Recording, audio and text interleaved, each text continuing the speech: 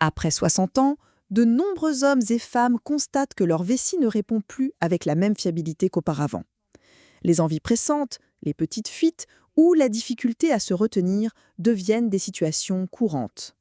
Cela provoque souvent de la gêne, parfois de la honte, et peut même limiter les activités sociales ou la confiance en soi. Pourtant, il est essentiel de rappeler une vérité fondamentale: l'incontinence urinaire n'est pas une fatalité. Des solutions existent, et la première étape est de mieux comprendre ce qui l'entretient. Je suis spécialiste en urologie et aujourd'hui, je vais vous expliquer comment gérer l'incontinence urinaire après 60 ans.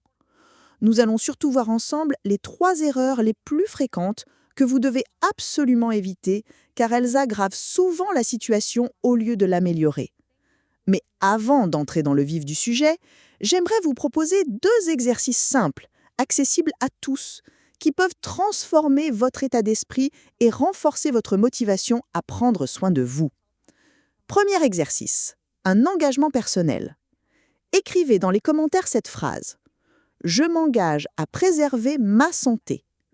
Ce geste, aussi simple qu'il puisse paraître, agit comme une véritable ancre mentale. En vous exprimant clairement, vous renforcez votre discipline et envoyez à votre cerveau un signal fort, celui que vous avez décidé de reprendre le contrôle. Cet engagement public, même symbolique, peut devenir un moteur puissant pour initier de réels changements dans votre vie. Souvent, les grandes transformations commencent par une parole affirmée et répétée. Deuxième exercice, pensez aux autres. Réfléchissez un instant à vos proches. Peut-être connaissez-vous un ami, un frère, un oncle ou même un collègue de plus de 50 ans qui se plaint souvent de fatigue, de manque d'énergie ou qui traverse des difficultés dans sa vie intime. Ces personnes croient parfois qu'il s'agit d'une fatalité liée à l'âge. En partageant cette vidéo avec elles, vous pouvez leur offrir une nouvelle perspective. Vous pourriez être celui ou celle qui leur fera comprendre qu'il existe des solutions naturelles, efficaces et respectueuses du corps pour retrouver vitalité et confiance. N'oubliez pas, parfois, un simple geste comme partager une information utile peut véritablement changer une vie. Erreur numéro 1. Ignorer le problème. Beaucoup de personnes, hommes comme femmes, pensent que l'incontinence urinaire est quelque chose de normal après 60 ans. Elles se résignent, se disent que c'est lié au vieillissement et choisissent de garder le silence. Résultat, elles s'isolent, évitent certaines activités sociales ou sportives et la situation ne fait souvent que s'aggraver. En réalité, l'incontinence n'est pas seulement une conséquence de l'âge, elle peut avoir plusieurs causes. Un affaiblissement des muscles du plancher pelvien, souvent après des grossesses ou simplement avec le temps. Certains médicaments qui influencent la vessie ou la production d'urine. Des maladies sous-jacentes comme le diabète, des troubles neurologiques ou des infections urinaires répétées. Ou encore de mauvaises habitudes de vie comme une consommation excessive de caféine, d'alcool ou un manque d'hydratation adéquate. Conseil pratique. Le premier pas est d'oser en parler à un professionnel de santé. Plus tôt vous cherchez de l'aide, plus grandes sont les chances de limiter l'aggravation du problème et d'améliorer rapidement votre qualité de vie. Un simple bilan médical peut suffire à identifier la cause et orienter vers des solutions concrètes. Exercices de renforcement du plancher pelvien, ajustement de certains médicaments, conseils alimentaires ou encore rééducation adaptée. Rappelez-vous, demander de l'aide n'est pas un signe de faiblesse, mais au contraire un acte de courage et de responsabilité envers soi-même et envers ses proches. Erreur numéro 2. Réduire sa consommation d'eau. Face aux envies pressantes ou aux fuites urinaires, beaucoup de personnes adoptent un réflexe qui paraît logique: boire moins d'eau. L'idée semble évidente. Moins on boit, moins on aura besoin d'aller aux toilettes. Pourtant, c'est une erreur fréquente et contre-productive qui aggrave presque toujours la situation au lieu de l'améliorer. En effet, lorsque l'on limite son apport en eau, l'urine devient beaucoup plus concentrée. Elle contient alors une proportion plus élevée de sels minéraux, de toxines et d'acides. Cette composition irritante stimule directement la paroi de la vessie, qui devient plus sensible, réactive et difficile à contrôler. Résultat, au lieu de calmer les envies pressantes, la diminution de l'hydratation les intensifie. Beaucoup de patients rapportent qu'ils courent encore plus souvent aux toilettes lorsqu'ils boivent trop peu, ce qui crée un cercle vicieux. Ce manque d'hydratation n'affecte pas seulement la vessie. Il peut avoir des conséquences plus larges sur la santé. Il favorise la prolifération bactérienne et augmente le risque d'infection urinaire. Il peut entraîner la formation de calculs rénaux, douloureux et difficiles à éliminer. Il accentue la fatigue générale, la baisse d'énergie et même certains troubles de la concentration. Enfin, il contribue à la déshydratation globale du corps qui touche la peau, les articulations et la circulation sanguine. Conseil pratique. La meilleure approche n'est pas de boire moins, mais de boire mieux. Répartissez vos verres d'eau tout au long de la journée, plutôt que de boire de grandes quantités en une seule fois. Pour la majorité des adultes, une consommation de 1,5 à 2 litres par jour est suffisante, mais cette quantité doit être adaptée à votre âge, à votre niveau d'activité physique et à la chaleur ambiante. En parallèle, il est essentiel de limiter certains liquides irritants, le café et le thé noir en excès, l'alcool, qui déshydrate et stimule la vessie, les boissons gazeuses, qui provoquent des ballonnements et irritent la paroi vésicale, ainsi que certains jus de fruits très acides, comme l'orange ou le pamplemousse. Ces boissons ne sont pas interdites, mais doivent être consommées avec modération, surtout si vous souffrez déjà de symptômes d'incontinence. Astuce quotidienne. Si les réveils nocturnes vous gênent, il est conseillé de réduire légèrement votre consommation d'eau dans les 2 heures qui précèdent le coucher. En revanche, hydratez-vous normalement tout au long de la journée. Cette simple adaptation permet de diminuer les levées nocturnes sans fragiliser l'équilibre naturel de votre vessie. N'oubliez pas, une vessie bien hydratée est une vessie plus calme, plus stable et beaucoup plus facile à contrôler. Erreur numéro 3. Négliger les exercices et les habitudes simples.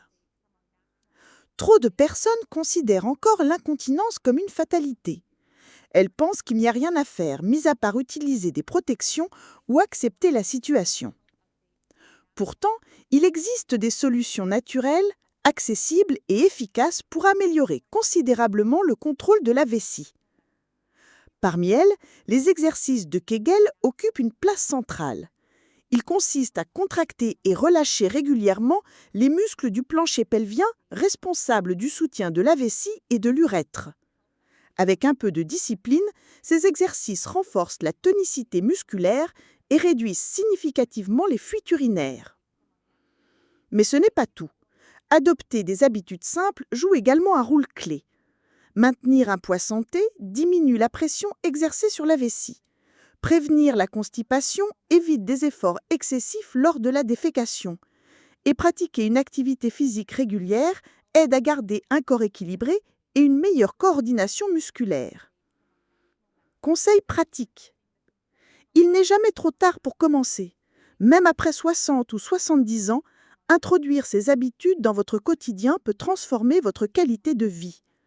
Quelques minutes d'exercice de Kegel par jour, une alimentation riche en fibres pour faciliter le transit et une marche régulière suffisent souvent à observer des progrès notables. Astuce: associez vos exercices de Kegel à une activité quotidienne comme vous brosser les dents ou attendre que le café soit prêt. Cela permet d'en faire une routine facile à tenir sans y penser. Conseil pratique supplémentaire. Surveillez la couleur de votre urine. Un bon repère pour savoir si vous êtes bien hydraté est la couleur de votre urine. Idéalement, elle doit être jaune clair à transparente. Si elle est foncée, cela signifie que vous manquez d'eau. Privilégiez l'eau plate. L'eau minérale ou du robinet est la meilleure option. Les boissons sucrées énergisantes ou gazeuses ne remplacent jamais une bonne hydratation et sollicitent davantage la vessie. Buvez par petites gorgées. Au lieu d'avaler un grand verre d'eau d'un seul coup, prenez l'habitude de boire régulièrement de petites gorgées tout au long de la journée. Cela hydrate mieux et évite de surcharger la vessie d'un coup. Hydratez-vous avec des aliments riches en eau. Pastèques, concombres, melons, courgettes ou tomates sont d'excellents alliés.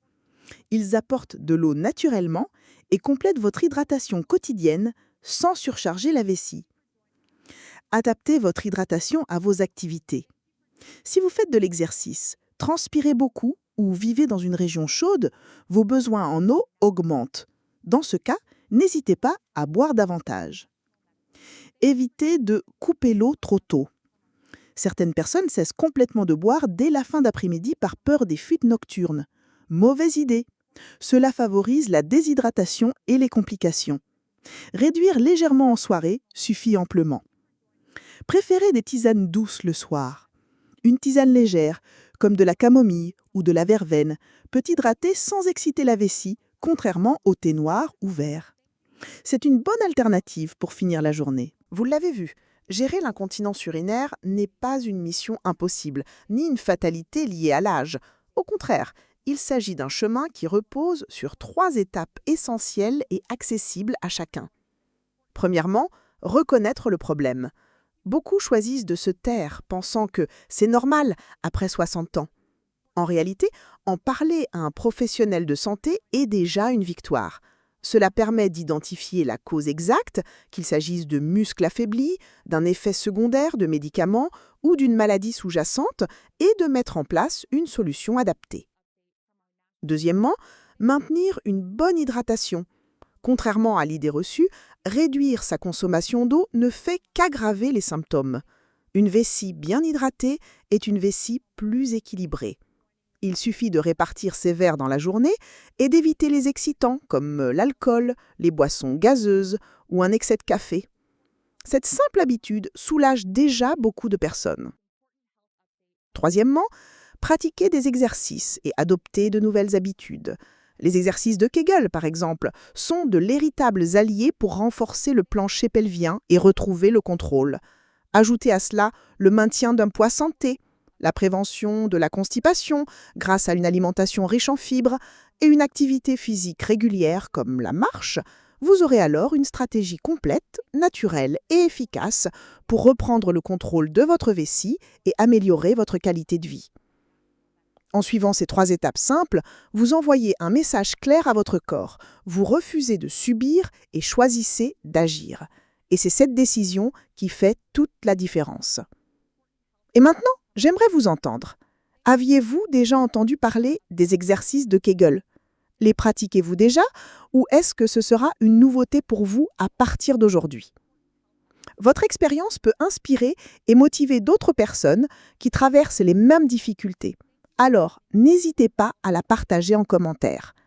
Si cette vidéo vous a aidé, je vous invite à laisser un like pour encourager ce type de contenu, à vous abonner pour recevoir d'autres conseils santé utiles et pratiques, et surtout, à partager cette vidéo avec vos proches. Vous ne le savez peut-être pas, mais un simple partage peut réellement changer la vie de quelqu'un qui souffre en silence. Parfois, il suffit d'une information, d'un geste ou d'une vidéo pour ouvrir les yeux et montrer qu'il existe des solutions simples et naturelles.